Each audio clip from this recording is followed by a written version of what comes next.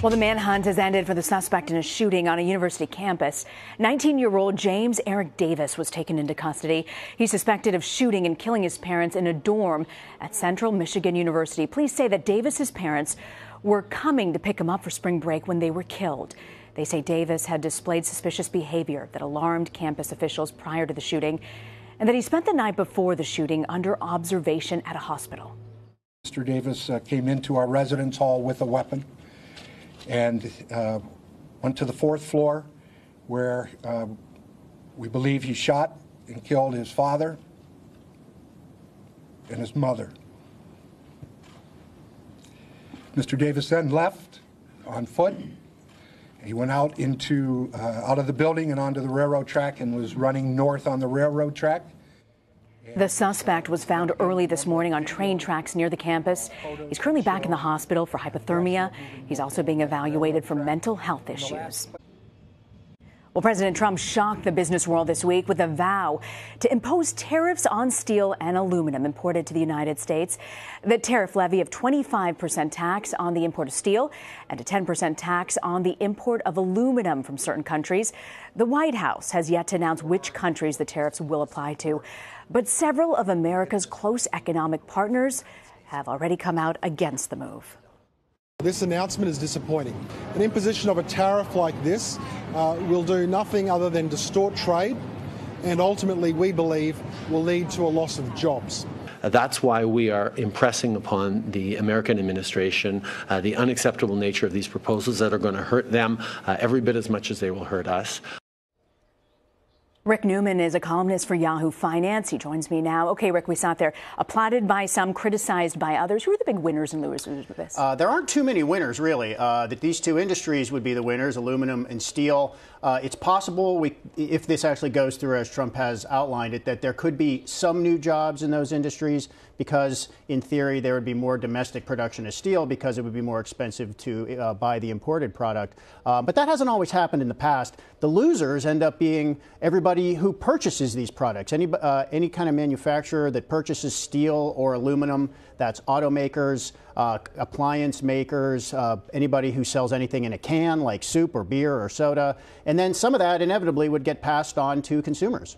So Commerce Secretary Wilbur Ross really backed this idea. He did the rounds on cable yesterday. He was on CNN soup can. with a soup can. I want to play a bite for you from CNN. Yeah. For beverage cans, there's only about 3 cents worth of steel or aluminum. In this case, it happens to be aluminum in it to begin with. So if that goes up 10%, you're talking a fraction of a penny.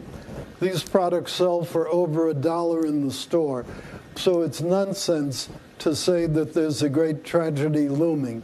In addition, if you just took the biggest picture, let's assume that every product would go up if it's steel by the same 25% based on its steel content and aluminum 10%. You know what that adds up to? 0.5% of our economy. So his point there, he says the costs will be minimal. Do you agree? It depends what happens next. So if this is only these two tariffs that Trump is talking about, the economy can absorb this. What would happen inside these supply chains of these companies is if the cost of an input goes up and you're the producer who has to pay that cost, you start looking around, can I get this cheaper someplace else? What can I change in order to keep my costs down? Because industry is extraordinarily competitive, and 1% or 2% to a profit margin also makes a big difference.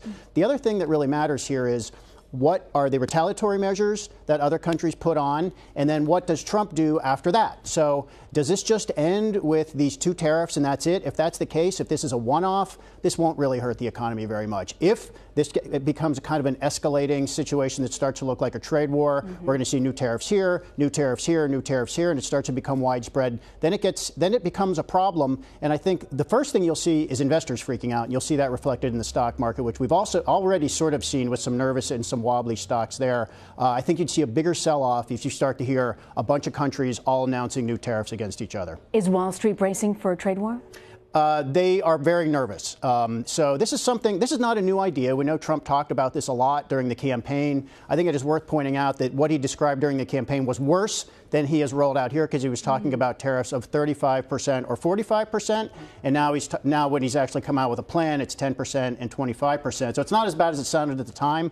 But we sort of got used to the idea that Trump's bark was worse than his bite. He would threaten a lot of things and then not do them. And now he's actually done one of them. I will say that this protectionism, in terms of everything that's in Trump's economic plan, this is the part that economists and investors dislike the most. So if this gets ahead of steam and we start to see more of this, yeah, you're going to see it in the stock market for sure. You know, in your Yahoo Finance column, you wrote, President Trump seems to think he knows better than the free markets. The free market is likely to prove him wrong. What do you mean by that? Well, he's basically selecting out certain industries for favored status. And, you know, it is actually true. Trump is right about one thing, that all this free trade and globalization has hurt some workers in the U.S. economy. But it has also made prices much lower than they would be otherwise. Millions of consumers benefit from that.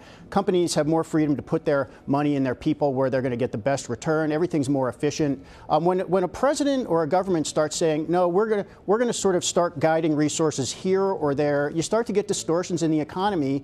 And what these producers do, they don't just sit there and say, okay, we're going to do exactly what you want, Mr. President. They say, okay, this is the new reality we have to deal with. We still have to maximize profit. So what can we change? And you have all kinds of unintended consequences when you start to fiddle in the economy like this. And if this gets more severe, we're going to see that for sure. You know, back in 2009, President Obama imposed tariffs to help the U.S. deal with Chinese tire production. Right. How did that fare, and are there any lessons to be learned from that? It was inconclusive, really. You know, the Obama administration actually imposed a lot of tariffs. Obama did not go around talking about it very much. And it just didn't generate much news. But there were tariffs on tires, as you pointed out, solar panels, certain types of steel. What's different between Obama and Trump is that Obama tended to do this on a very targeted basis, and he used procedures that are there. They're tedious procedures, so you have to, in some cases, you appeal to this group called the World Trade Organization. It takes months, sometimes years. If you don't do it that way, you go through your own internal organizations. That also takes months or years. And these tended to be for relatively narrow classes of products. What Trump is doing is different. He's identifying an entire industry, and he's saying he wants to put tariffs on the whole industry or a whole class of products. And even when Obama did it, you know, there was for tires, for example, one study said jobs went up by like 1 or 2%. Other studies said jobs did go up in the U.S. tire industry by that much, but it was just because the economy was getting stronger, not because of the tariffs. So it's really hard to point to any tariff, really, and say, look at all the new jobs we got on account of that. And by the way, you tend to lose jobs because of other things that happen in the economy. And it's really hard to sort of come up with anything reliable that says, here's the net gain or the net loss from any kind of tariff. It's so complicated and just so much. It's extraordinarily complicated. It makes everybody's head hurt. It really does. I'm glad to hear that from a Yahoo Finance correspondent. It's everybody. Rick Newman, thank you for joining us.